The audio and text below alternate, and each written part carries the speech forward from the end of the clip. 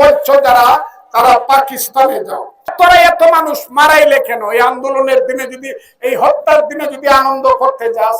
৭১ যে একটা গন্ডগোল হয়েছিল, এই গন্ডগোলটার আগে ৪৭ একটা ফয়লা যুদ্ধ হয়েছিল। ৪৭ হইল প্রথম যুদ্ধ, আর ২৪ হইল আসল যুদ্ধ, আর ৭১ হইল গন্ডগোল। কথাটা ভাইয়ে ভাইয়ে গন্ডগোল, অত কথা কইতাম চাই না, আপনারা সব জানেন। দিন ৩ দিন যখন জামাত এই কথা বলছে, পত্রিকায় লেখছে, সমস্ত মানুষ নীরব, সমস্ত মুক্তিযোদ্ধারা ভয়ে অতিষ্ঠ। বিএনপির কোন নেতা কথা বলে না। আমি তখন বললাম, আল্লাহ তুমি আমারে কেন বাঁচায় রাখছো? আমি তখন এই বাম হাতের আঙ্গুলটা তুলে বললাম, এই রাজাকারের বাচ্চারা, বুঝছি না, এই আলবদরের বাচ্চারা, মুক্তিযুদ্ধের কিন্তু এখনো জীবিত আছে। মুক্তিযুদ্ধ ৭১ হয় নাই বলছো যারা, তারা পাকিস্তানে যাও। কারণ মুক্তিযুদ্ধের আগে ছিল এটার নাম পাকিস্তান। মুক্তিযুদ্ধ কইরা আমরা এইটারে বানাইছি বাংলাদেশ। কথাটা ঠিক না বেটি?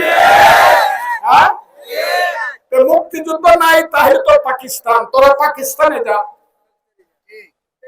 আমি তো বাংলাদেশে থাকতে চাই এবং থাকবো। জীবন থাকতে দেশে বাংলাদেশ থেকে পাকিস্তান হবে না। তখন ওই জামাতরা দেখলো কেউ কথা কয় না, এইটাকে বোধহয় পাগল, এর নাম ফজু পাগলা। আমি কি পাগল? আমি কি পাগল? ইটনা অষ্টগ্রাম মিটামানের মানুষ মনে করেন আমি পাগল? ফজলুর রহমান আমারে কয় পাগল, ফজু পাগলা, ফজু পাগলা, বেয়াদ্দ। এরা নাকি মৌলানা। বাংলাদেশের শক্তিশালী thermic steel bar famous steel limited. আল্লাহ কইছে আমার দেওয়ার নাম যদি তোমরা বিকৃত করো তাহলে এটা কবিরা গুনাহ। আসবেও না, এর বেশি আসবেও না। কারণ ছাত্ররা চিনে ফজলুর রহমান তাদের পিতার মতো। ফজলুর রহমান তাদের সঙ্গে আমি রাজনৈতিক আন্দোলন করছি, মুক্তিযুদ্ধ করছি। আমি এদেরকে বাবা ডাকি। আবার যখন আন্দোলন তৈয়া ৫ই আগস্টে যখন শহীদের লাশ রাখা যখন কক্সবাজারে বেড়াইতে যায়, তখন আমি কই, এই ফরিন্নির ভূতেরা, এত হাজার হাজার মানুষ মারলে আর এই মরার দিনে যাস কক্সবাজারে বেড়াইবার লাগি, তোরা তো বন্দির ফুল। আমি তো কইছি তো, আরো কইব। তাইলে তোরা এত মানুষ মারাইলে কেন? এই আন্দোলনের দিনে যদি, এই হত্যার দিনে যদি আনন্দ করতে যাস।